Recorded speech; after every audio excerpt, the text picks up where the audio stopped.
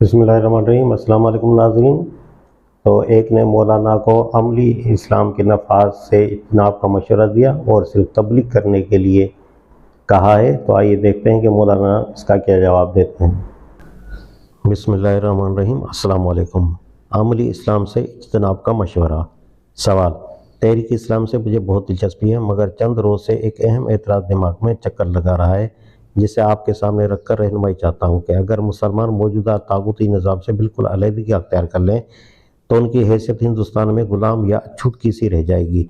बस क्या ये अच्छा ना होगा कि आप जैसे आला दिमाग हजरात मुसलमानों को इस निज़ाम से फ़ायदा उठाने की गुंजाइश देकर ज़हनी तरबियत का काम करते रहें, ताकि पूरी मुसलमान कौम की ज़हनियत एक ही तर्ज़ फ़िक्र की हामिल हो जाए और फिर मौका आने पर वो यकदम निज़ाम हक़ के लिए उठ खड़ी हो।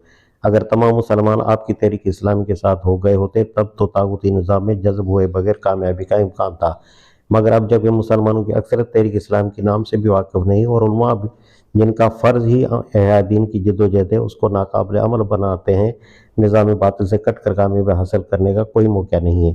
फिर क्या आप इस पर मुत्तफ़िक़ नहीं होंगे कि अभी आप सिर्फ तबलीग काम करते रहें और जब बिलउमूम मुसलमानों के ज़हन तहरीक इस्लामी को समझने लगे उस वक्त अमली काम का आगाज़ किया जाए?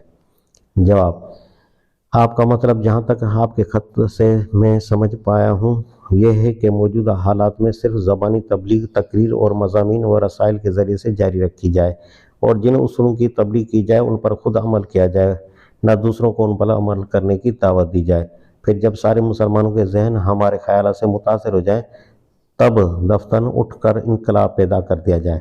ख्याल तो बहुत बेज़रर और बेखतरा है, लेकिन इसका क्या किया जाए कि तबलीग और इनकलाब की फितरत उसके खिलाफ वाक़ हुई है। मौसर और नतीजा खेज़ तबलीग होती ही उस वक्त है जबकि तबलीग करने वाली पार्टी अपने उसूल पर अमल करती है और उन पर अमल करने वालों की तंजीम करती है। खाली खोली वाज तो बहुत दिनों से इस मुल्क में हो रहे हैं, उनका क्या नतीजा हुआ? यह अजीब मामला है कि कुछ लोग तो हमको ताना देते हैं कि तुम लिखते और छापते हो, कोई अमली कदम नहीं उठाते, और कुछ आप जैसे लोग मशवरा देते हैं कि सिर्फ लिखो और छापो, मुसलमानों को अमल करने के खतरे में क्यों डालते हो?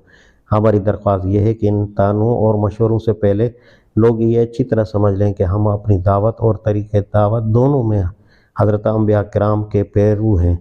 इस वजह से जिसको हमें कोई मशवरा देना हो या हम पर एतराज़ करना हो वो अपने मशवरे और एतराज़ पर हज़रत अंबिया के कौल और अमल की दलील पेश करे। सिर्फ मसलत बाजी और ख्याल आराई या अंदेशा साजी हमारी निगाहों में कोई वक़्त नहीं रखती। बस बेहतर है कि लोग हमें इससे माफ़ रखें। तो नाज़रीन, देख लिया आपने कि मौलाना ने कितना उम्दा तरीके से समझाया है। उम्मीद है कि ये सबको समझ में आ गया होगा।